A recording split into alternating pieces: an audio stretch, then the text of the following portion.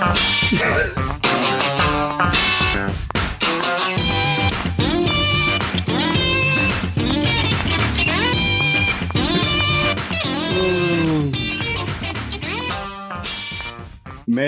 you know you're in for a treat when you hear that tune, because it's time for episode 609 or something of the RecPoker podcast. I swear, Chris Jones takes 1 week off. John Somsky is doing a great job getting everything lined up, and I still managed to screw up the audio cue. Fantastic. It just has to be the way that we do things here on the RecPoker podcast. So thanks for joining us, folks. This is the chats edition of the show. We also have a forums episode every week just talking strategy. If you don't know, I'm your host, Jim Reid, Bluff Serini in the home game and at RecPoker Jim on Twitter. And I have the best freaking job in the world talking poker with my friends here on the podcast every Monday night at 7:30 Eastern, live on YouTube. You can join us every week for free and win a prize just for showing up. Now, we're going to talk to the one and only Carlos Welch in just a moment. But first, I have to mention we're brought to you by Running Aces, the official sponsor of the RecPoker podcast. Most of what we do here is free. We're a largely volunteer-based organization, so we really depend on support from our sponsors and also from our premium members who take part in our training material and study opportunities for only $22 a month. Some new premium members like Aiden Levin, Jason Blanton, and John Cowgill. So thank you, Aiden, Jason, and John, for joining up with the RecPoker family this week. You're going to love all our study groups, book studies, training videos, social events, just all sorts of great stuff you get to do here at RecPoker. But it's not just the premium membership. A lot of what we do is free. So you can sign up for a free account at rec.poker. All you need to join is an email address and a smile, but we do insist on both. But if you want to take your game to the next level and join our premium membership, you can always get your first month of premium for only $5 by using the code RecPoker at checkout. And if $5 a month or even $22 a month feels like a lot of money, I just want to remind our listeners that if you support your local food bank with a donation of any amount and send me proof of that donation, we'll also give you a free month of RecPoker anytime you like. So please do support your local food bank. All right, now, they let me host the show on Mondays, but I'm just one man. It takes a group, a gang, a crew to make all the magic happen around here. We call this group of wizards the Wrecking Crew. And if you want to find out more about me or the rest of the Wrecking Crew, you can go to rec.poker/crew, or you can just listen up because you're going to meet a few of them tonight. Who are we starting with alphabetically by first name? It's not our producing co-host this week, but jump on in there, crew, and let our audience know who you are. So first in the alphabetical first name is me, Joe Coolis. You can find me at Joe Cool PhD on Twitter or X or Elvita11 in the home game. As a Wrecking Crew member, I serve to provide a monthly workshop, as I like to call it, on the psychological concepts that may be impacting your game. That occurs the third Thursday of most months.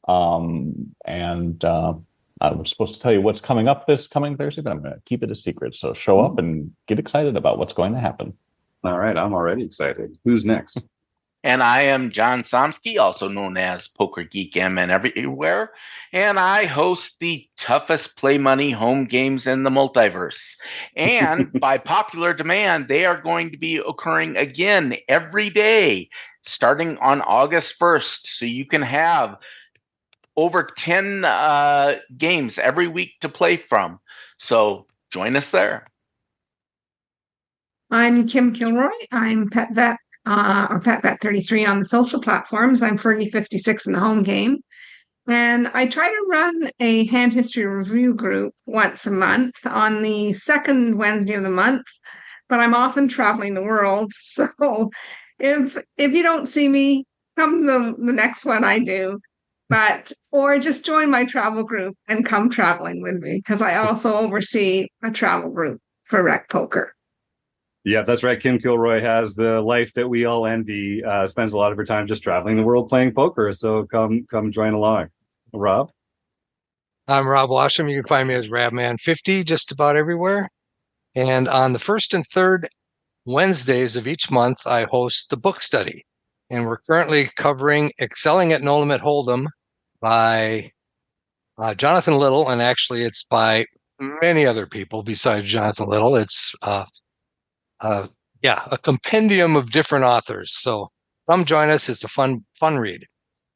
And so, as you can see, this is just a few RECing Crew members, a few of the crew here in the podcast booth, just giving you a little taster's choice of the smorgasbord of premium events that go on here every month. So come and get your first month for only $5. All right, now that's enough of that. We're here for Carlos Welch. So, Carlos, first of all, like, you've been on the show before. You and I have talked off and on over the years. You know, I'm a huge fan of the Thinking Poker podcast, as are many of RecPoker members. It's just a pleasure to have you back. I guess first, let me just say thanks for coming back on the RecPoker podcast, man. No problem, man. I always enjoy it here. So thanks for having me. Now, just in case, I'll tell our listeners, if you don't know who Carlos Welch is, climb out from under that rock you've been living under. And you can search for a previous episode to find out a little more about Carlos's story here on the RecPoker podcast. But Carlos, you're a player, you're a podcast host, you're a coach, but don't let me put you in a corner. If you were to meet someone who had no idea what you did in the poker world, how would you define your own role today in the poker industry? I would say my role is as a professional poker student. I spend the majority of my time studying poker, maybe 60-40, maybe 50-50 some days, but pretty equal to playing. And my role as a coach is to help players not necessarily be perfect, but just to be a little bit better. So my goal is to teach others and myself how to make the easy money in poker, looking out and, not really trying to battle with the GTO wizards too much, but, just trying to exploit the people who aren't playing GTO. Yep. And we talk about that on the show here a lot. Like, GTO is a great way to study poker, but you'll get slaughtered if you play GTO in the streets in the games that we're playing in anyway. So that's actually one of the things I'm interested in talking to you about, because you're the co-host of the Thinking Poker podcast, my favorite poker podcast.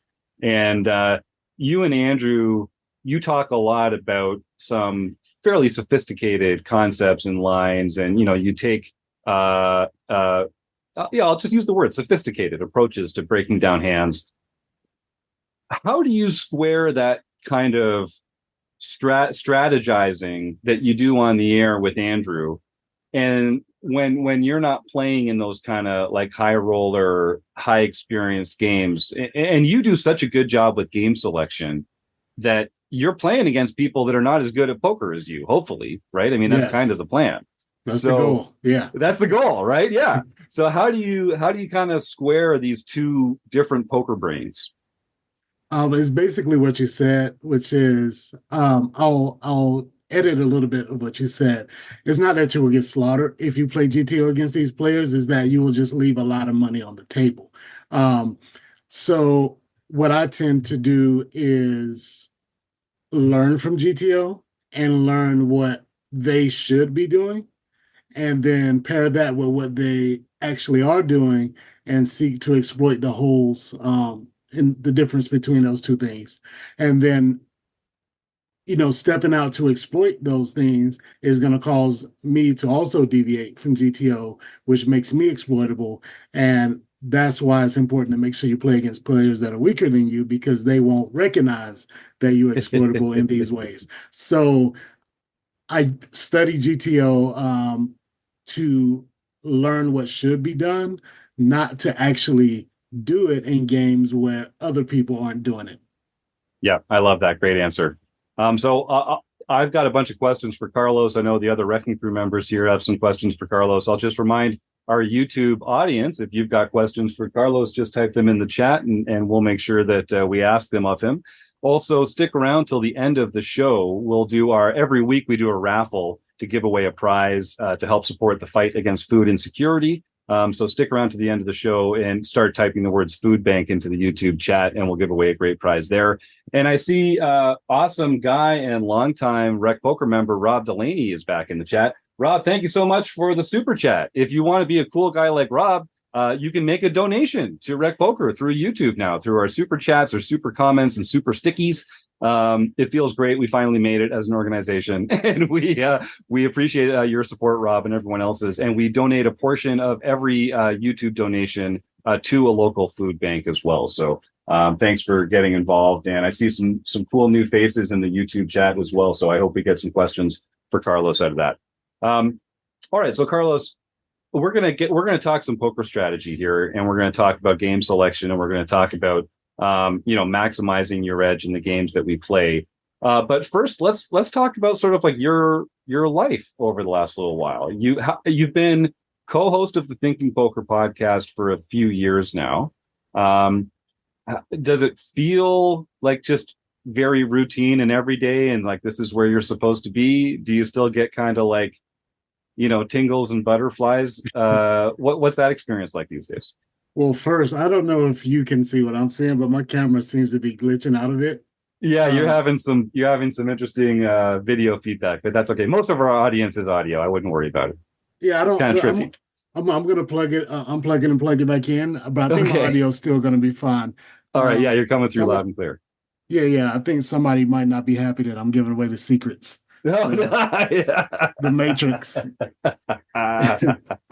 That's right. They're hacking you. They're hacking your signal. He's giving away too much good stuff here on the show. All right, that right.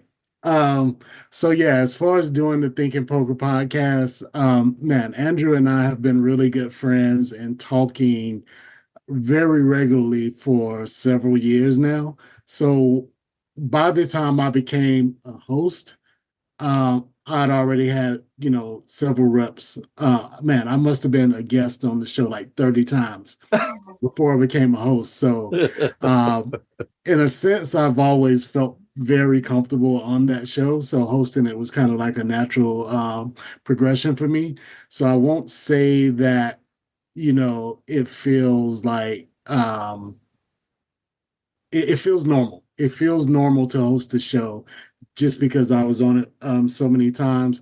I do get these tingling feelings though when we interview certain guests. Like I love Andrew, but I talk to Andrew every week. so it's not, I don't get super excited like, oh, Andrew again.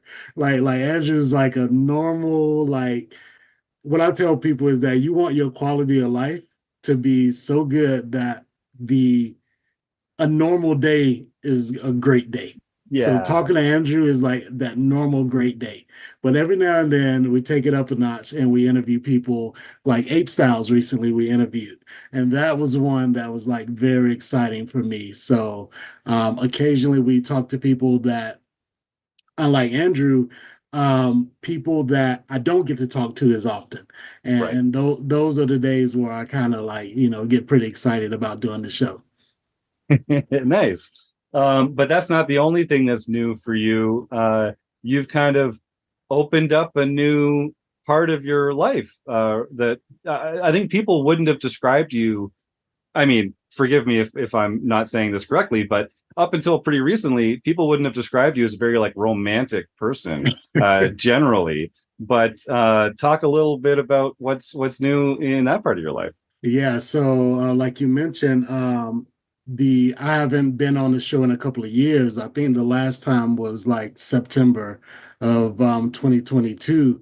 And at that time, I told the story of living in a Prius and bouncing back and forth between the Prius on the weekends, cheap Caesars hotels during the week. Yep. And since then, you notice this is not a Caesars hotel. And it's also not a Prius. I'm actually in a house now because thanks to the Thinking Poker podcast, last March, we did an interview with a poker player by the name of Gloria Jackson.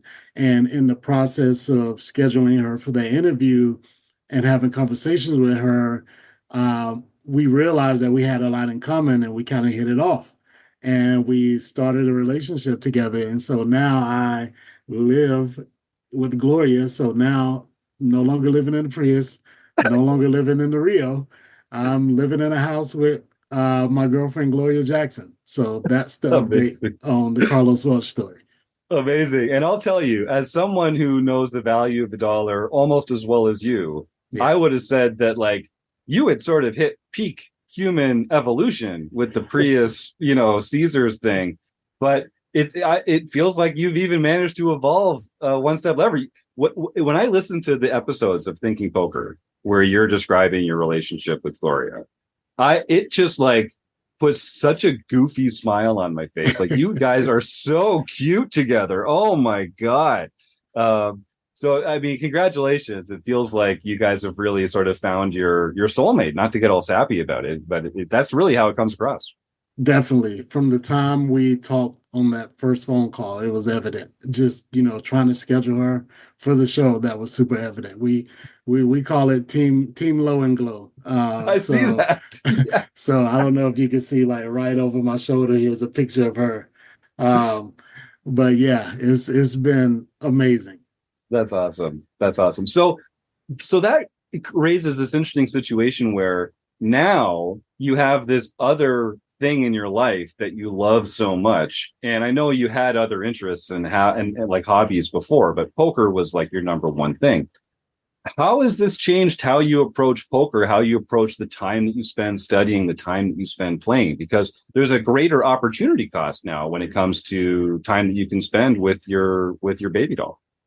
Well, fortunately, Gloria is also a hardcore poker player like myself. So basically, she was spending a lot of time playing and studying poker before me. I was spending a lot of time playing and studying poker before her. And now we just, join forces. Like I said, team low and glow. We are studying every day together, playing every day together. And I don't feel like I have to give up anything as far as my poker life to be in a relationship with her, because she is as much of a poker player as I am. Congratulations again. That's fantastic and a great answer. I mean, so you've always struck me as someone who's sort of like living your best life. Like, Yes. What you want out of life, you're going after it, you're prioritizing it, and yeah, never change, man. That just sounds like just keep it up. That sounds awesome. So I want to talk to you a little bit about this sort of this. Oh, well, here I see Joe's got a comment. Joe Koulis, jump in there. Well, I was going to go for a while. So if you want to talk about something, no, please, no, jump in. Yeah, these people they hear my voice enough. Trust me. Well, there are many who probably don't want to hear my voice anymore either. But so I've been a longtime listener to Carlos. If anybody doesn't do the Thinking Poker Daily and signing up for the Patreon, let this be the first plug that you can do, because the information there is great. I've received coaching from Carlos, and it was fantastic and changed my win rate at a lot of the low stakes stuff I've played. So all of it's great. I guess that's kind of what my question comes on, is that, you play poker for a living. Your Gloria plays poker for a living. You spend all your time talking to Andrew, who plays and coaches poker for a living, and you coach poker for a living, and then you do 655,000 presentations on poker. How do you manage not to actually go quite insane, given that that's really kind of what you're focusing on so much? I went insane before I started focusing on that. Like, you have to be insane to even want to do this game for a living. And so when you were describing all this time I'm spending in poker, I'm getting those, like, feelings that Jim was talking about. Like, I absolutely love it. I never get tired of talking poker strategy. I never get tired of playing online, not live. I do get tired of that. But talking online poker, playing online poker, I love it. I love it. So it's a lot of hours, like you said, but what most people would consider a normal life, that would drive me insane. Like, this is my normal. So yeah, I don't have any problems doing it as much as possible. So let's talk about that game selection again. So you mostly play online. I think part of that's because you have a very precise strategy, like your sizes, and like it's easier to be precise online. It's also, you don't have to leave the comfort of your home, especially now that it's an actual home. I mean, that's fantastic, even better. Yes. And part of it's just because you don't really relish the live experience as much. Can you talk a little bit about sort of what you don't like about the live poker game? I will use an analogy of from a previous life. I was a teacher, and what I didn't like about being a teacher is that I maybe spent 10 or 20% of my time teaching. Yes. And the rest of it was being the counselor, the security guard, the father for a lot of these kids, the I don't know, gopher for the administration and chaperoning dances, everything except the actual teaching. And there was so much work to get the students, even prepared to receive the knowledge. That part of that job I did not like, which is why I'm no longer there. The part of actually transferring knowledge from myself to the student, that was great. I love teaching, but I did not like being a teacher. And I will relate that to being a live poker player.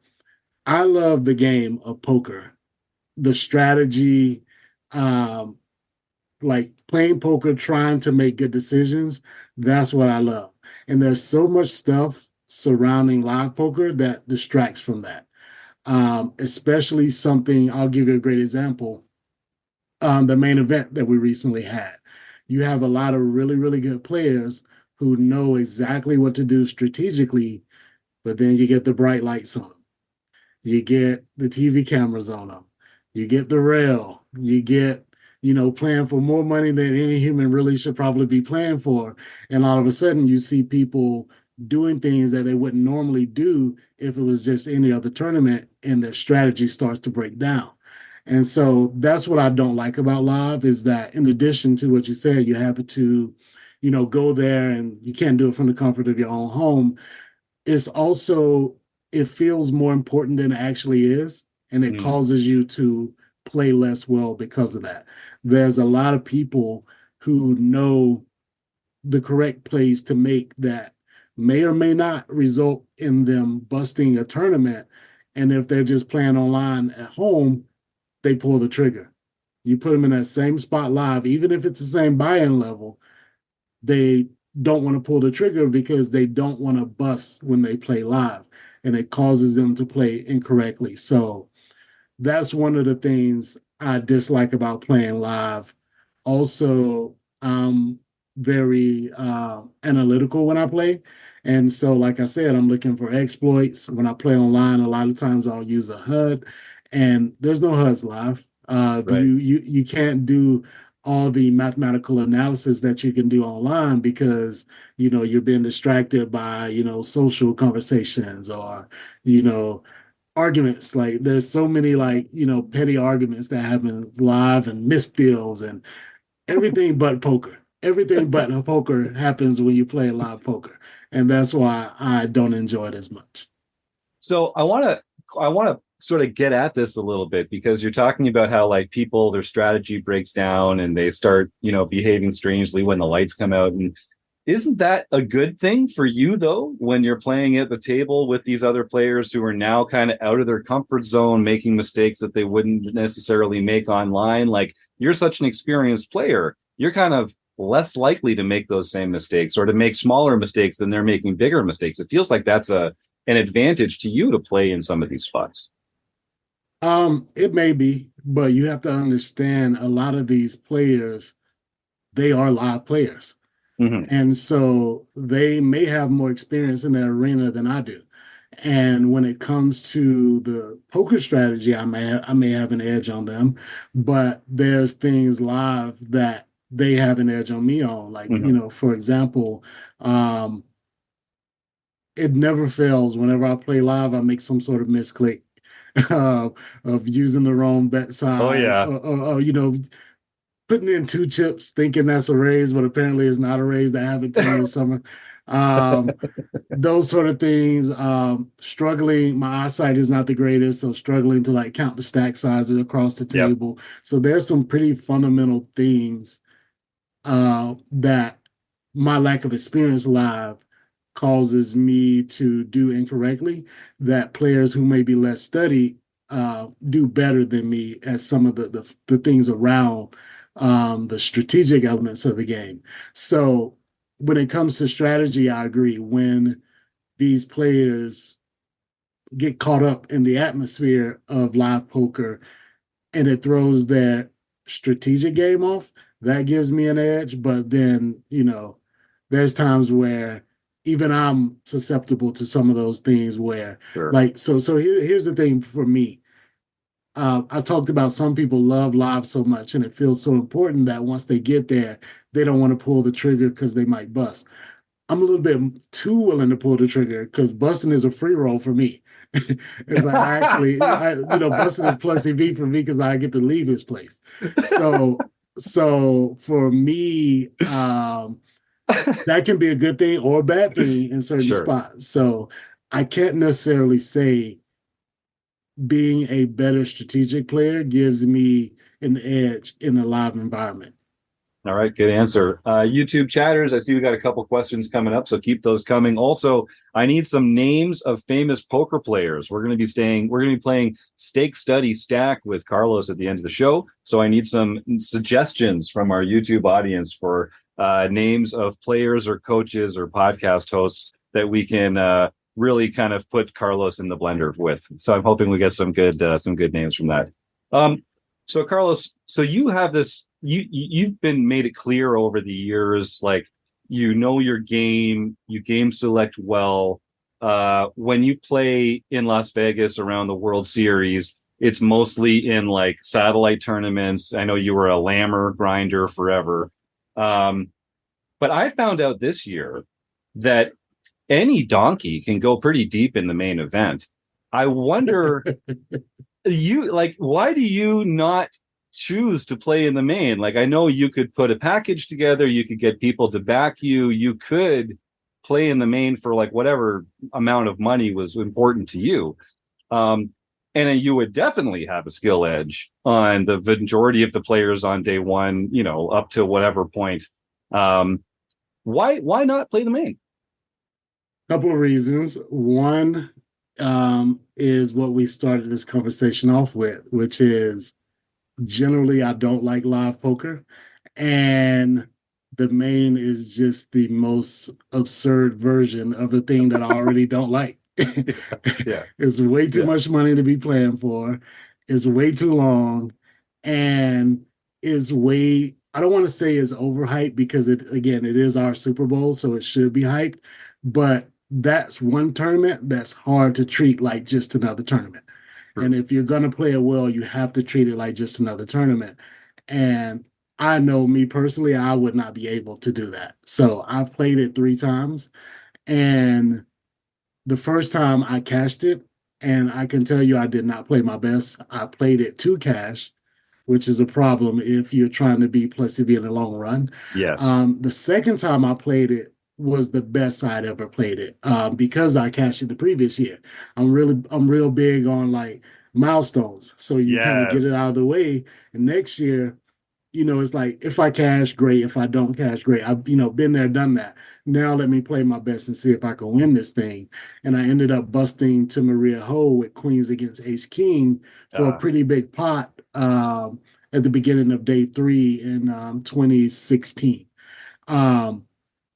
And then in 2017, I kind of got in a spot where the players at my table were way more aggressive than I'd ever seen, and I did not know how to combat that sort of aggression.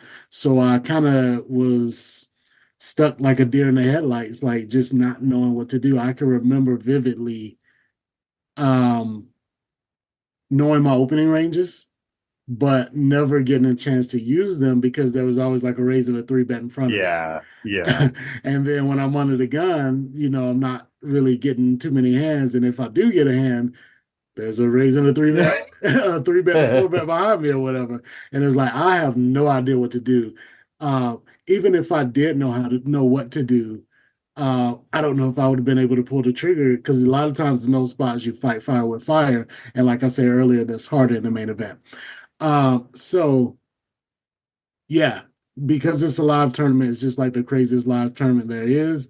That's one of the reasons I don't play it. And the other thing you mentioned which is a very good point, is that I'm going to have a pretty significant edge in that tournament. Day 1, day 2, day 3, day 4, day 5, things are getting closer. Day 6, day 7, now I'm the fish. So now when the big money is on the line, I'm not going to be one of the better players at the end game of that tournament. And so that would have been fine the first time I played it when I was playing at the cash. It's not that hard to, play too tight and too passively and cash the thing, but that hurts your chances of winning. And now that cashing does not excite me the way it would have before I cash, then it doesn't make sense for me to play it unless I expect to be one of the better players in the end game. What I like to tell people is the first time I played it in 2015, I cashed it for $15,000. Yeah. If I were to play it now and I cashed it, it would be for 1.5 buy-ins. Yeah, right. Doesn't have the same ring to it. And so until I'm ready to cash this thing for 10, 20, 30 buy-ins plus, then I really should not be playing it. And I'm not at that point yet. Yeah, I respect that. It's so I played a couple years ago for the first time and busted on the end of day 2. And this year when I played, I was playing to cash for sure. It was like very defensive. I was like passing on all sorts of spots, and I definitely hurt, my chances to go deep in it because I was just like turning down these spots and trying to preserve my stack. But having cashed this year, I'm on exactly the same trajectory that you're talking about. I was already talking to my wife about it. Like, well, if I play next year, like, we're going for it. Like let's take some flips on day 2. I don't care. Like, like let's build a stack. Let's try and just like pull the trigger when it's demanded. But can I? I don't know, because that is a tricky. Like, there's a lot on your mind when you're playing a $10,000 tournament. So yeah, I respect that. I respect that answer a lot, because you would get all sorts of intangible benefit from playing in it. From like, even if you don't go deep, like, people get to see you playing in it, and if you do have a deep run, is obviously it's great for your reputation and your coaching and all that kind of stuff. So I really feel like I'm really impressed with your restraint, because it feels like something that. So what are you doing instead with your time when all these other glory hunters are playing the main event? I am taking money from the glory hunters who don't make it. So you have hundreds of thousands of people who are trying to satellite their way into the main event. Yeah. And most of them won't make it in. Right. But you will get a few that'll, I'm pretty sure there's a story of every year of someone who, unlike Moneymaker, got in on a small satellite and kind of worked their way through it and went deep for a pretty big score. But that's rare for a reason. The would-be moneymakers are playing badly in those satellites and losing money to me, who, a player who specializes in the satellite as opposed to just trying to win their way into the main. So in the beginning, that first week of the main, they tend to run a lot of big satellites for people who want to get into it. During that time, I'm playing the satellites. And then when the satellites are over, when you get to like, I don't know, day 3, 4, 5 of the main, I'm primarily playing on WSOP.com, which is now called WSOP Online. And that's my way of trying to do what you said in terms of get my name out there, going deep in a WSOP event. In fact, that's where, a lot of people know me from winning the bracelet on WSOP.com a couple of years ago.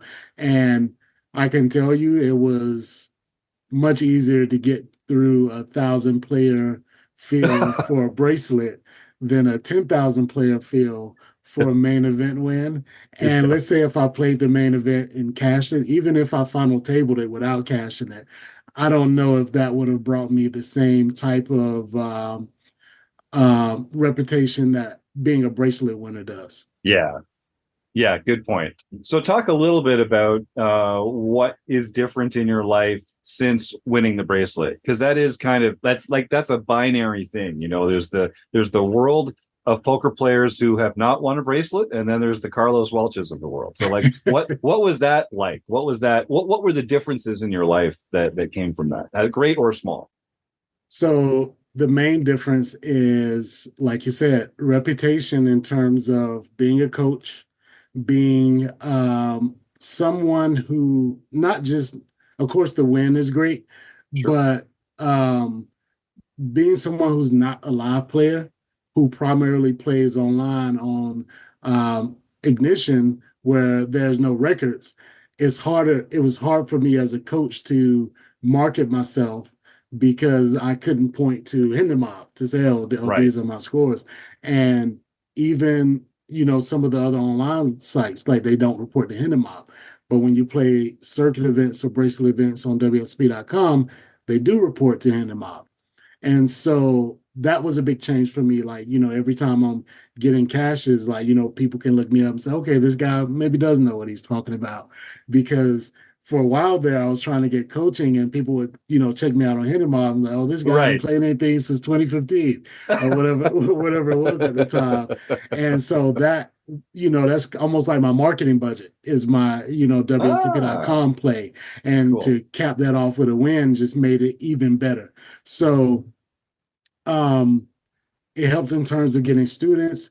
It helped in terms of product creation. Alex Fitzgerald and I created a product called How to Win an Online Bracelet, where we took every hand from my bracelet win as well as other deep runs. I made like 5 deep runs that year, and we kind of put together what we call a summer simulator for people to just go through every hand I was dealt, hear us discuss the decision-making process in each hand, and being able to have a product called How to Win an Online Bracelet. Like that would have happened if I got second. Yeah, that's right. Right. So there's a big difference between second and first in these fights. It's so crazy. It's such a. I mean, this goes back to what Joe's question earlier. We have to be pretty insane to play a game where there's so much difference between first place and second place, both which are like super improbable in a 1,000-player field. But yeah, getting over that hump definitely was like, a game changer and a life changer for me. Yeah, we talk on the show from time to time about how silly it is the way that you credentialize yourself in the poker world. Like you can either make millions of dollars playing cash in like publicly available settings, Yeah. or you can like happen to win some large field tournaments, which obviously a lot of skill goes into that. Of course it does. But you also have to get lucky, and you also have to like be in a position to win the tournament. And like you say, the difference between becoming first and second, one hand, one flip, but it can make the difference between being like, the guy and it's just another excellent poker player who doesn't find that spotlight. Was that like before you won the bracelet? Did that concept kind of like frustrate you or drive you mad, or like, because you're an excellent player, but like you say, you don't have this credentialing, you don't have this certificate on the wall you can just point at. What like how did you deal with that? I mean, obviously you were like, I'll just go out and win a bracelet and that'll solve that problem. Yeah. Right. It goes back to what I was saying earlier about milestones. So like I said, I played the WSOP main event before and cashed it. That's kind of another thing that was kind of like a stepping stone for me. And then after that, it was like, okay, I've cashed the main before. So Right. Cashing some random online bracelet event isn't going to do much for me. What's the next milestone? Is okay, I've never final table a main event, a bracelet event before. And so when I played that tournament, my goal was to final table it. And just like in the main event, in your experience in the main event, wanting to survive long enough to final table it caused me to play too passively and too tight in spots. Yep. So I'm playing this tournament. I'm not playing my best for that exact reason. but I meet my goal. I meet my goal, of making the final table. So now I'm like, okay, this is great. Now, this is another feather in my cap of being able to say that, I've, made a main event. I made a bracelet event final table before. But then when I got there, I needed a new goal. My new goal, my new goal was to beat my biggest score, which at the time was like 27K. And I want to say it was like fourth place that paid like 35 or 38K. That was my new goal after I final tabled it. Once I beat that, it was like, okay, I might as well just win this thing now. So now, like, the gloves are off, and I was able to take the aggressive actions, and even, I had to make a big call at one point, three-handed, knowing that if I bust here, it's okay. I've already reached multiple milestones that I hadn't reached before, and I'll take this spot. If I lose, hey, I'll get it out of the way, and then next time I'll just win it next time. But luckily, I was able to win the flip three-handed that set me up to win the tournament. And to answer your question, um, I was aware of this whole idea of the importance that we put on winning a bracelet, but it didn't seem like something I was ready for yet. So, like I said, I was just trying to get to the final table and I'll win the bracelet next time. Yeah. And so I was just going through my baby steps and my milestones, and I was just fortunate enough to skip a couple of steps there and make it to the big one. So, yeah, that's how I handle that whole thing, is just like set milestones and baby steps and get there on your own schedule as opposed to trying to force it, the first time you play these events. I feel that. That's why I intentionally busted short of six figures this year, because I want to leave that as an available threshold in the future. Sort of like lay the groundwork now. Give yourself something to strive for. Right. Good for you, man. That's awesome. So I'm going to do this. I'm going to say blah blah blah. I'm going to take some questions from the YouTube chat here. This is from Joe Malay. He says, "What's the biggest lesson you've learned from poker that you apply to your life?"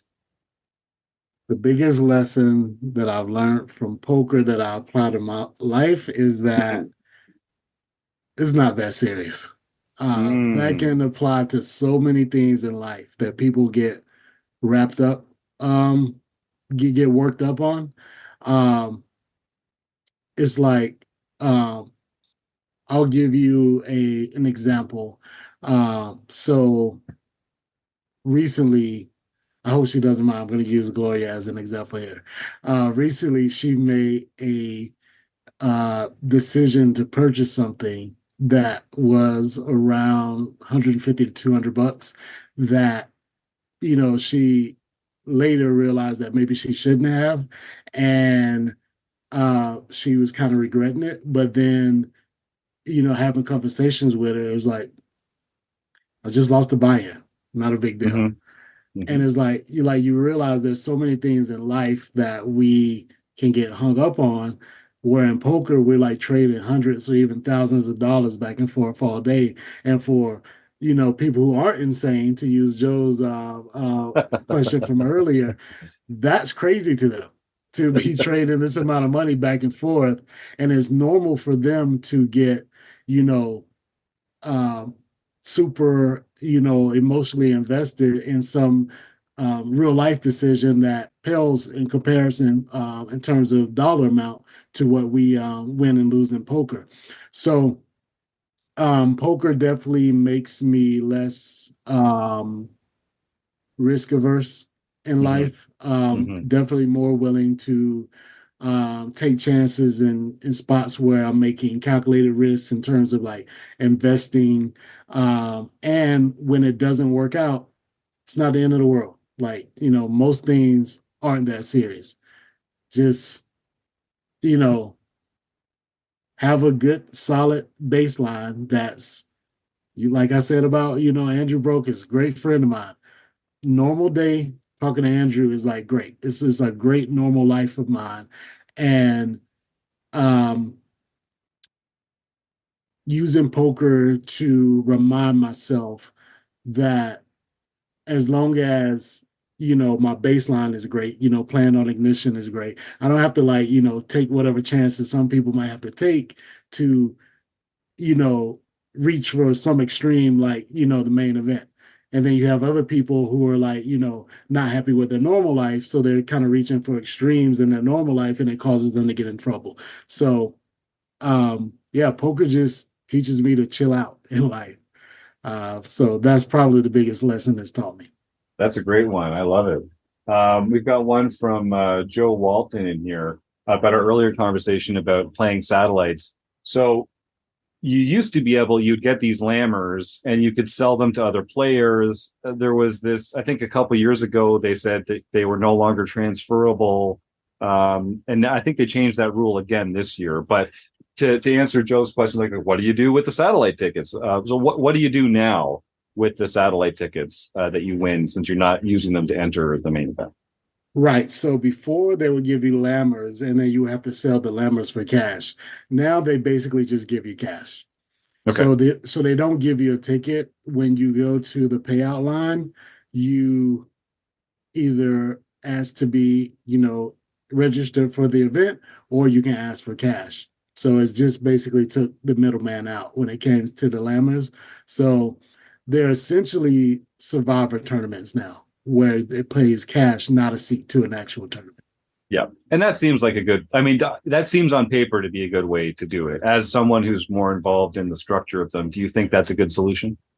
I do. It definitely cuts down on things that look bad. Before the last year, when WSOP made the ruling where the lammers would not be transferable, it was because you would have a lot of people hassling players in line to try to get them to buy the lammers.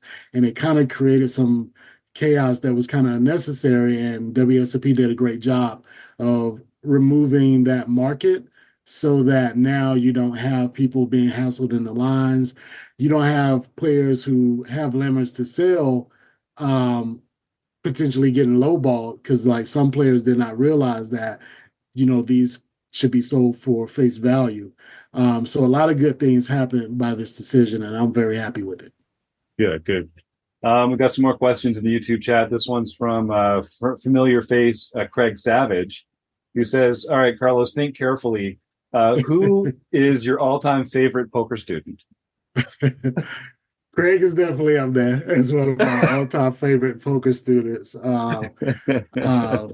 Craig has been a friend for a long time, so I'm really happy to see all the great things that he's doing in poker as a player, and then also now, behind the scenes in terms of working with 100K Studios and also RecPoker. So, shout out to my good buddy Craig Savage. Nice. And he also wants to know who is the best poker player in your home? Me. And if you ask Gloria, she will say her. And that's probably the way it should be, isn't it? Right. So every poker player should feel like they're the best when they're playing, and they should feel like they're the worst when they're studying. So that's kind of how I feel. I like that. Joe Walton has a comment here about, he says he likes the way you're talking about deviating from GTO. He's been thinking a lot about it recently, trying to quantify the deviation in broad terms. He's sort of working to refine it in a way to make it applicable. How do you sort of decide, let's say you're at an online table with unknown players, like how do you decide in which ways to deviate, and what do you look for as like signals from other players for like, oh, I should deviate in this way against this player? Right. So the main thing I'm looking for is kind of the classic mistakes that you would expect new players to make. Basically being too passive, looking for players who are like limping in, which immediately, if you're trying to play GTO, the moment someone limps, it breaks the whole sim. Because there's no limping in a lot of spots in a GTO game. So that's your first sign that, hey, maybe I shouldn't be trying to apply GTO to this game because it doesn't apply to this game. So limpers, players that are overly tight, basically overly anything, overly tight, overly aggressive, overly passive, overly loose. And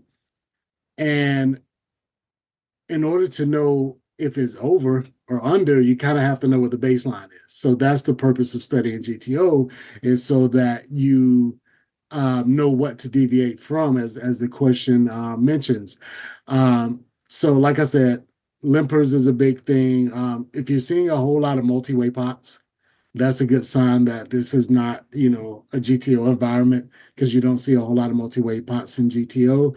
And I have had some of the same issues that the correspondent has had, because I tend to overexploit sometimes. I'll deviate too much. And I've been receiving some coaching lately that has pointed that out to me. So maybe I can share something that was told to me that may be helpful for this, for the person who asked this question. A lot of times, one of the leaks, one of the ways that I'm exploitable is that I will fold too much to 3-bets and fold too much to check raises. And the reason I do that is because generally, when you look at a solver and see which bluffs people are supposed to be 3-betting with and check raising with, a lot of times they're not finding those bluffs. So their range is too value heavy. And so as an exploit, I'm purposely folding more, even though my fold percentage is not in line with what the GTO fold percentage would be, because they would be expecting those bluffs where I'm not. But if you use a program like GTO Wizard, you can see the expected EV gain from making these calls. And what I would say to the correspondent is that if you feel like you are trying to determine the degree of deviation, where you want to deviate to exploit, but you don't want to overdo it. Start with the spots where there's mixes. So like you raise, you get 3-bet, or let's say you c-bet and you get check raised. Some of the hands you're supposed to defend with are mixes between calls and folds.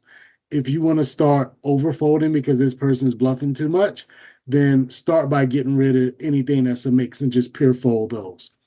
And the next thing you want to do is just look at the EV of how much expected EV gain, how much EV you expect to gain from all the other calls, and then start taking out some of them that aren't like super plus EV. A mistake that I was doing is that I would tell myself, I would do something that we always tell students they shouldn't do in poker, which is never use the word never.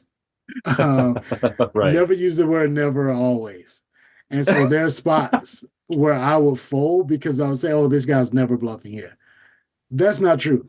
He may be under bluffing, but he's not never bluffing. And so the best bluff catchers, I should still continue to call with. And in the past, I would fold even the best bluff catchers against a player who I thought was never bluffing. And so I've deviated to a degree that's too extreme. And so I'm learning to kind of curtail that a bit and continue to exploit and not play in the GTO way and, call with the hands that are at a mix, or even the hands that are like slightly profitable defends versus check raises. I think I'm still okay in, the passive games that I play in to let those hands go.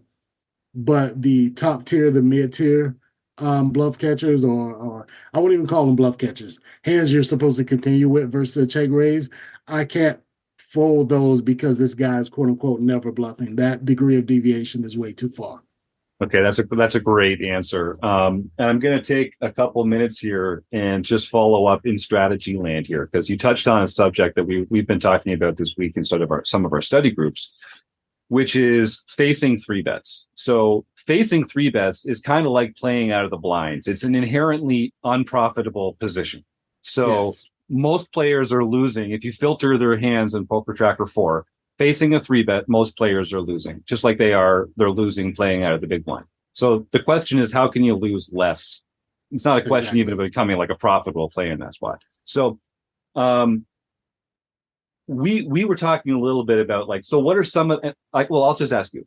So what are some of the hands? And again, we don't know stack sizes, we don't know position, we don't know where we are in the tournament, but like just thinking about the qualities that make certain hands different from other hands. What are some of the hand qualities or the hand types that we should be calling 3-bets with as opposed to other kinds of hands?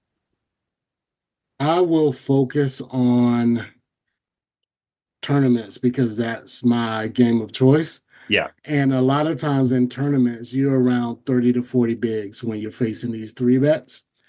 And at that stack depth, if your opponent is not 3-betting with an appropriate number of bluffs, which tend to come from hands like small suited aces, sometimes even offsuit aces, depending on where they 3-bet from, like, for example, from the big blind. And even, there's spots where they should be 3-betting with stuff like 10-8 suited. If they're not finding those a little bit more hard to find 3-bets, their 3-betting range is going to be very big card heavy.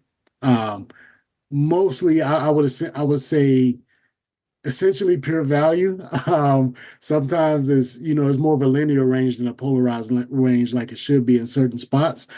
And when that's the case, hands like, say, Queen Jack suited, Queen 10 suited, Jack 10 suited, those sort of hands suffer in that scenario because if their 3-betting range is heavily comprised of big cards that have these Queen high and Jack high hands dominated, then oftentimes you can be in a bad spot with reverse implied odds if you hit a pair. And because I'm talking about tournaments where we're like, around 30 to 40 bigs deep, the straight draw and flush draw potential of your hand suffers because in a 3-bet pot, the SPR is going to be lower. So if you hit a pair, you're screwed. And if you hit a flush draw, you're going to be in a spot where it's going to be hard to bluff them off of the strong hands in their range because the SPR is so low. They're supposed to go broke with aces on a lot of boards when, the SPR is like 2 or less.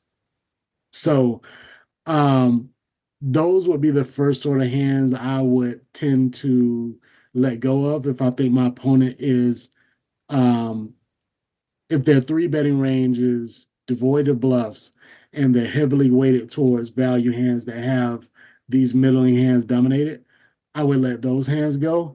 And I would be way more likely to call with something like 6-5 suited than Queen Jack suited.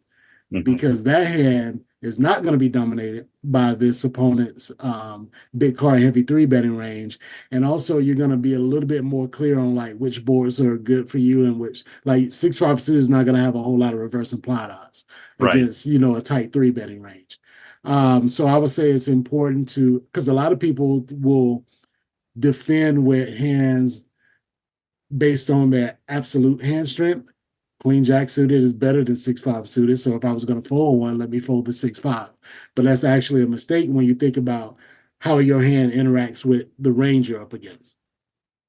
So I would say the small suited connectors tend to play better in this scenario, as well as the small pairs, because the pairs are generally set mining. And when you're set mining, it's a good thing that your opponent is 3-betting with too value heavy of a range. Because now when you hit your set, you're going to get paid. The last thing you want to do is set mine against a person who's bluffing so much that when you miss your set, you fold to their C bets. And when you hit your set, they fold to your check raise. So yeah, small pairs are better designed to beat these strong 3-betting ranges. So to answer your question, make sure you're not folding too much with hands like 6-5 suited and hands like 5s and 6s. Yep, great answer. And I really like the way you talk about those like kicker problems when it comes to those like second best hands, because a lot of players, I look at a lot of databases of recreational players through our own coaching program, and like a lot of players would be better off if they just like always folded every hand they had a jack in it. Like, it's just one of these things where it's like you're going to lose big pots and win small pots, and it's a tough spot to be in. Okay, so you're still gonna fold a lot when facing a 3-bet. You're gonna call with some of these hands that are not dominated by the 3-better's range. And then, you talked about kind of fighting fire with fire a little bit. So we're going to be 4-betting in scenarios where we are 4-betting. We're obviously going to be doing it with the best hands like aces and kings. How important is it to have like a bluffy, or maybe that's not even the right way to think about it. How important is it to have more combos of hands in your 4-betting range than just aces and kings? And once you run out of value hands, because I check every day, they're not making any more value hands. What are the other hands that you should include in a 4-betting range to make you not exploitable, where people can just fold every time you 4-bet? Well, this goes back to the same issue that the player type that we're discussing has with their 3-betting range.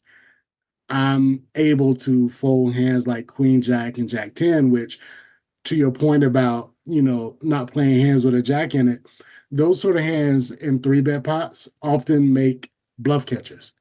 And if you're up against a player who has a value-heavy range and probably the tendency of not bluffing often enough, that's kind of a problem to have a bluff catcher against a person who doesn't bluff often enough. So against that player type, I'm not really worried about constructing a balanced 4-betting range, because they're already 3-betting such a strong range that I don't need to 4-bet bluffs in order to get action with my big hands, because the purpose of, I kind of just, inadvertently said it. The purpose of the bottom of your range, your bluffs, is to generate action for the top of your range. But if these players are already 3-betting such a value-heavy range that they're going to give action to the top of your range, then you don't have to have a whole lot of bluffs at the bottom. If you're up against better players where they have been studying some GTO and they do know that their 3-betting range can't just be comprised of value hands, then you want to look for hands that block their value and unblock their bluffs. So the quintessential hand that you see often is like ace-5 suited. That's like one of the hands that, besides aces, that hand might be played more aggressively than any other in a lot of spots, because it does a pretty good job of balancing, an ace-heavy, pocket aces-heavy range, because it blocks your opponent from having, calls or continues like pocket aces or ace-king, and it tends to unblock a lot of bluffs. So generally what you want to look for when you're playing, and I have to really stress this, when you're playing against competent players who have studied GTO ranges, there are spots where you know what you're supposed to be opening, and they know what the bottom of their opening ranges should be from those spots, and the bottom of that 3-betting range is going to be tailored to the bottom of your opening range. So now the bottom of your 4-betting range should be tailored to the bottom of their 3-betting range. So basically, the worst hands you're opening, they don't want to 3-bet a lot of hands that contain those cards, because that blocks your folds. So you now know that the worst hands in their 3-betting range tends to be just the hands just above the cards, just below the worst hands in your opening range. So now you don't want to block that second tier when you're 4-bet bluffing. So a lot of times we're looking at nines, tens, sometimes eights if we're talking about opening from like later position. But you generally don't want to have too many, say, like 9, 10s, or jacks in your hand when you're 4-bet bluffing, because you're looking to make this person fold hands that contain those cards. So you don't want to block their folding range, and you want to unblock their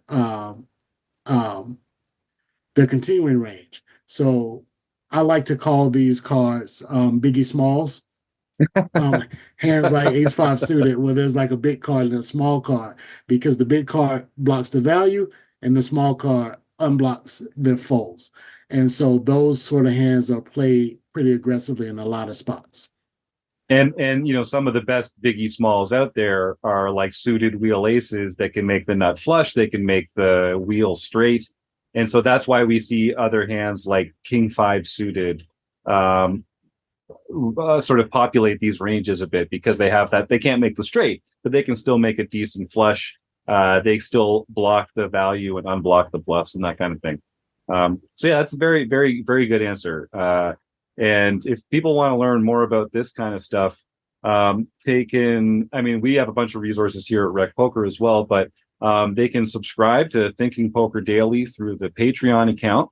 I don't know, I think you guys have like 500 episodes of just the Thinking Poker podcast, but you also have this Patreon supported Thinking Poker Daily, where folks can contribute, I think, as little as a few bucks a month, and still get a few episodes of you and Andrew just talking poker strategy for 10 or 15 or 20 minutes a day, which is pretty spectacular. There's a comment here about who is this one from? Sorry, I saw this just a second ago. Oh, it's from my nemesis, Phil Razor here in the YouTube chat. Wonderful fellow. Says, I recently bought the video that you and Andrew did for your his deep run on ACR a couple months ago. Is there anything else like that coming soon? And where would people go to find excellent, high quality training material like that from you guys? So anything from me and Andrew, you will find at nickcast.com. And anything from myself and Alex Fitzgerald, Assassinato, you will find at pokerheadrush.com. The answer to whether or not there's something like that coming from us in the future, I'm going to say I hope so, because they usually come after either Andrew or Alex or I, go deep in some big tournament and win a whole bunch of money. God willing. Yeah, that'd be great. We're all rooting for that. Another one of those will be coming up. But thank you, Phil, for purchasing that product, and I hope that it's been helpful to your game. So you've been very generous with your time, Carlos. Thank you. We're going to roll into our closing segments here. We'll play Stake, Study, Stack, and then we will close the action with our speed round. So I'll just tell folks, John Somsky, you can start lining up a few names for Carlos and Stake, Study, Stack. And I'll just tell folks, we're about at that point. We're going to let Carlos go after these two segments. So if you start typing the words food bank into the YouTube chat right now, we'll start with Robert Delaney's, he'll be number one from earlier in the show. And we're just going to roll a dice or a die and see who the winner is going to be today of our food bank raffle. There's some great prizes that we give away every month. And I just want to remind our listeners that the reason we do this is because it's kind of a hard time in the world right now. And people that might surprise you who they are might need a little help putting food on the table for themselves or their family or a loved one. And if you just pull out your phone and Google food bank near me, you'll find some organizations in your own area that could benefit from a few dollars out of your pocket, a few volunteer hours out of your week, or some non-perishable food items from your own pantry. And I just encourage you to make that donation, make that sacrifice, and make the world a better place just a little bit in your own backyard, helping folks in your community. It's just everyone needs a little help right now, and it's a great way to contribute to your own neighborhood. So start typing the words food bank into the YouTube chat. And John Somsky, let's see if we can give Carlos like some tough decisions off the felt here in Stake, Study, Stack. I believe we have some tough decisions for you. So if you're familiar with the game Kiss, Marry, Kill, this is very much based on that. It's the poker version of that. And it was invented by our very own Eric Jin. So you're going to pick one. I'm going to give you three names, and one person that you want to stake, one person that you want to study with, and one person that you want to stack and just take all their chips, whether it be in a cash game or poker tournament or whatever it is. And the three names I'm going to give you are three that you have mentioned on this podcast and are very familiar with. Okay. So it's Andrew Brokos, Alex Fitzgerald, and Gloria Jackson. So which one do you want to stake? Which one do you want to study with? And which one do you want to stack?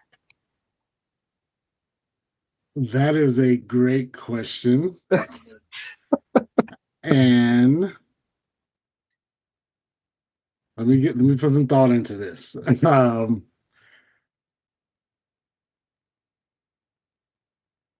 Okay. What I do know for sure is that I would want to stack Andrew. Definitely stack Andrew because of the three names you mentioned and myself, Andrew is the one who's most likely to have a pile of money on the table.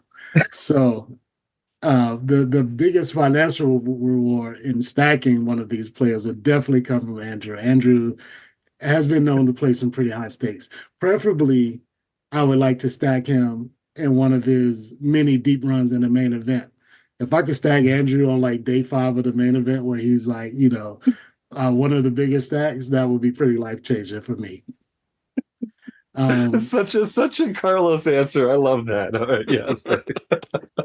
And I would say study with Alex because he is one of the best coaches out there, in my opinion, for the games I play. He's done so much to help my game. And, he's the sort of player that I wanted to be like as I was coming up in poker, in terms of being really good at game selecting, really understanding the games he plays, and also having the ability to, transfer that understanding and knowledge to his students. So I would definitely want to study from Alex, and I would definitely want to stake Gloria, because when Gloria wins, I win. And when I win, Gloria wins. It all comes back to the same house. So she's definitely the number one choice when it comes to a player to stake. That's fantastic. Awesome. Thanks to Eric Jin for coming up with that wonderful segment. We have so much fun with that every week. All right, Carlos. Well, we don't have our soundboard operating today, so we're going to do this without the dramatic TikTok noise in the background. But I want you to imagine this is like the lights are on, the camera crews are out, the pressure's on. So this is closing the action. The most important thing is that the answers are quick, fast, honest, and if you need to pass, you can just pass. That's okay. Okay. Well, and we're going to start you off with an easy one. Here we go, closing the action with Carlos Welch. What is your favorite poker hand? Aces. Is poker a gamble or a skill game? Skill game. What's your biggest poker pet peeve? Biggest poker pet peeve. Being results oriented. Good answer. Is Die Hard a Christmas movie? Yes. Is Ace King a drawing hand? No. Is a hot dog a sandwich? No. What about a Pop-Tart? Is a Pop-Tart a sandwich? No. Neither of these things are food either. Good, yeah, true. Good point. What's one thing that you are afraid of? One thing that I'm afraid of is not being me. Mm-hmm. Should vacations be lazy or busy? Lazy. What's your favorite? I was going to ask you what your favorite brick and mortar poker venue is, but like, what's your least not favorite brick and mortar poker venue? Definitely the Wynn. The Wynn Casino is when I do force myself to go play, is usually there. That's a common answer here. All right, what about a taco? Is a taco a sandwich? No, I don't think so. Or what about an open face sandwich? Is an open face sandwich a sandwich? Sounds like it. It does, right? Yeah. I think that would be a sandwich. Okay, one piece of bread though, just for the record. Like we're really pushing the envelope here. All right. There's a yellow light coming up. Slow down or speed up? Oh, speed up. Are you, when it comes to tournaments, are you pro chop or no chop? Tournaments, I would say no chop. Satellites pro chop. Nice. Pineapple on pizza, yes or no? Yes. Preferably without the pizza. Just the pineapples. Ooh, there you go. Pineapple fan. You don't have to make this your favorite musical artist, but just name quickly one excellent musical artist that you enjoy. I'm gonna say Tupac. What about a calzone? Is calzone a sandwich? I think that might be a sandwich, Jim. Hey, all right, we got a sandwich. That might be a sandwich. We got a sandwich. And what's one thing you cannot live without? Freedom. And everybody's got one. Who is your poker nemesis? Poker nemesis. Carlos from 6 months ago. Oh, I love it. All right. I don't know if you can tell, but the TikTok noises have died down in the background now. The rush is over. I've got one more question for you, which is, what's one thing we can do, whether it's at the poker table or away from the poker table? What's one thing we can do to make our lives more fun? One thing you can do to make your life more fun is to need and want less. Such a good answer. Yes. The worst thing is this desire that can't be filled. But when you learn to live and be happy with a very simple life, every day is amazing. Every day is amazing. So need less and want less. I can see all the Stoics in the panel nodding along sagely. Yep, that checks out. All right, I'm doing some quick math here. Carry the 4, 924 points. Pretty good result there, Carlos. All right, pretty good in the speed round. Over 900. That is rarefied air. All right. So folks are typing food bank into the YouTube chat. We're gonna wrap up the interview here, and we'll continue talking about some upcoming events and some home game results and some other fun stuff like that. Carlos, this has been such a pleasure. I knew it would be. If our audience wants to say thanks for coming on the show, is there like a newsletter they can subscribe to, or a website to go visit, or subscribe to the podcast? What's the number one thing that people can do to sort of help you out and to make your poker mission more successful? So for all things Carlos related, I would point people to my Twitter handle, which is Hip Hop 101 Trivia. And in the profile section, you will find a link to all my coaching information. And you can also get that directly at tinyurl.com/Carlos Welch. And yeah, if you have any questions for me or, any comments, you can find me at on Twitter. That's usually where I spend my online time. Yeah, my condolences about that. I also spend a lot of my online time on Twitter, and it is a hellscape. But I should say I used to spend a lot of times there. Since I met Gloria, I'm spending most of my time with her, and we're not online very often unless we're playing or studying. So I would say if you're trying to reach me, that's the way to reach me. But I'm not on there, 5 hours a day like I used to be. Yeah, well, we'll make sure thank God. We'll make sure the link to that Twitter handle is in the show notes. So if folks want to reach out, they can just scroll down in the show notes and connect. Well, thank you so much, my man. I'm going to keep listening to Thinking Poker. It was the first poker podcast I ever listened to. I really give you and Andrew and Nate a lot of credit for my own sort of poker journey. I quote you guys all the time. It's a fantastic resource. And like I say, I'll just mention again to our listeners, I host a podcast, and it is my favorite. Thinking Poker is my favorite poker podcast. So go and check that out. And Carlos, I hope we get to cross paths again soon. Thanks for your time and for your expertise and for coming back on the RecPoker podcast. Man. Thank you so much, Jim. And Joe, I will see you tomorrow in the Thinking Poker Daily meeting.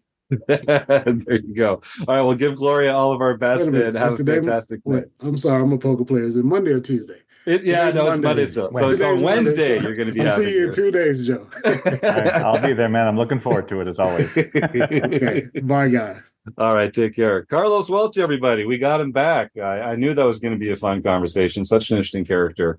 And yeah, so I do hope folks go and check out his fantastic show. John Somsky, why don't we talk about some upcoming or some recent home game results, and then we'll roll the die of mystery, and see who's going to win a fantastic prize tonight. That sounds good to me. On July 22nd, Don't Chase 666, Joseph Armstrong got his first daily victory for the year. Michael Babker got his third nightly victory for the year. Dandy Resg, Daniel A, got his first nightly victory for the year. Uncle Tom's Cabin won his first daily mixed event this year. And then Evil Roy CA won his first and second international events of the year on Saturday. Wow. Then a really mad guy, won his second LPP event for the year. So he can contact info@rec.poker for his free month at Learn Pro Poker.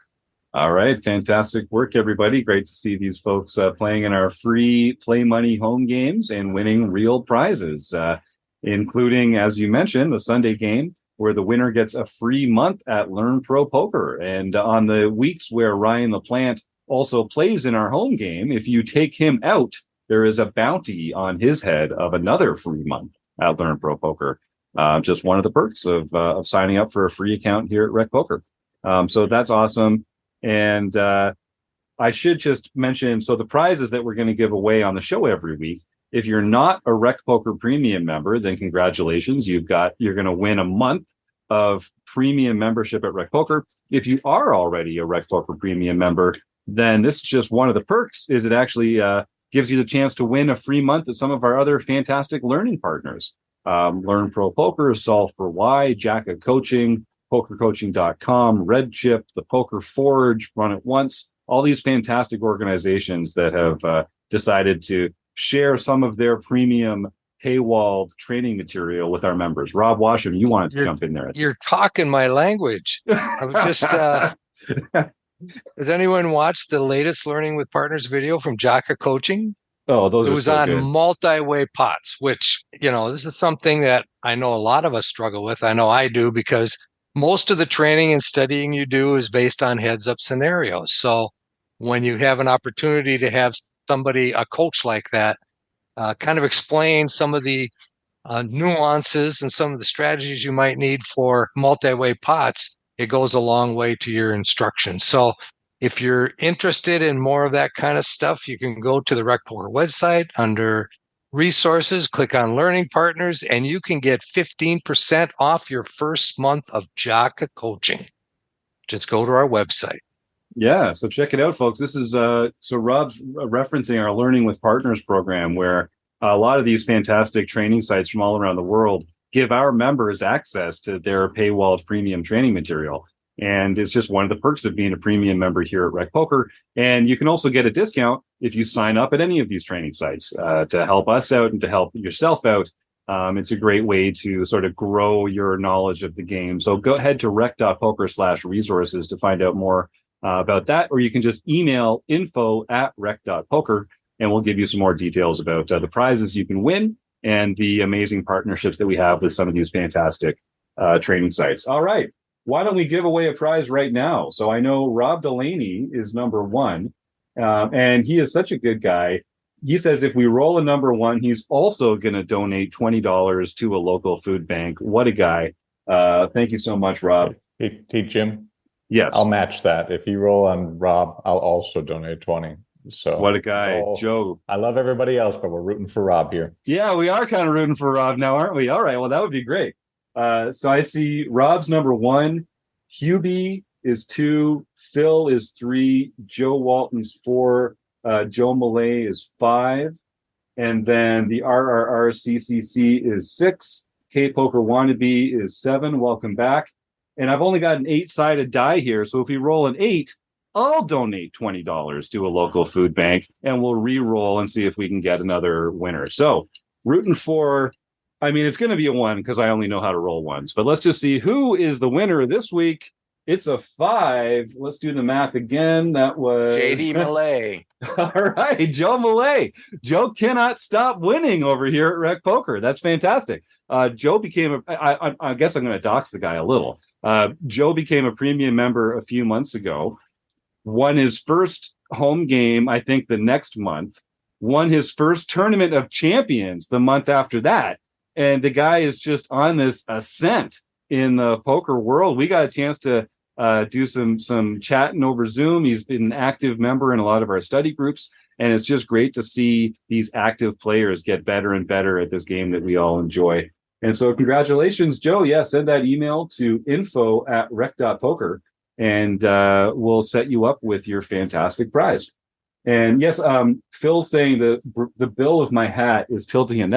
Those are all those fantastic Rec Poker pins that you can only win by beating other people in our home game club. John Somsky shows his off a lot better than I do. He's got the whole thing above the brim, but my big stupid forehead gets in the way, and I can't do that. But yes, the games are free, but the prizes are real. So congratulations again to Joe Malay. And what else do we have to hit on here, folks? I will say we're making some major upgrades to our Discord. So I would encourage everybody, if you haven't checked out the Discord recently, if you can go to rec.poker/Discord, I think that you can get an invitation code there. I'm just going to check that while we're talking. But it is a much more structured and organized area now with a lot of excellent features and different kind of conversations that you can join for free. We've also added a premium element to our Discord that's happening over the next little while. And if you want to get involved with that, just head on over to rec.poker/Discord, and you can find an invitation to join. All right. Well, I feel like I'm forgetting something, but I think I'm just going to thank Carlos Welch, the Running Aces Hotel, Racetrack, and Casino, John Somsky, Rob Washam, Joe Coolis, and Kim Kilroy. Thank you for all your support to the RECing Crew and all you do every week and month. Everyone in the YouTube chat, particularly Rob Delaney, thank you so much for that donation, my friend. And all of you at home, we couldn't do it without you. So have a great week. Thanks for listening, and we'll see you next time on the Rec Poker Podcast. All right, good night.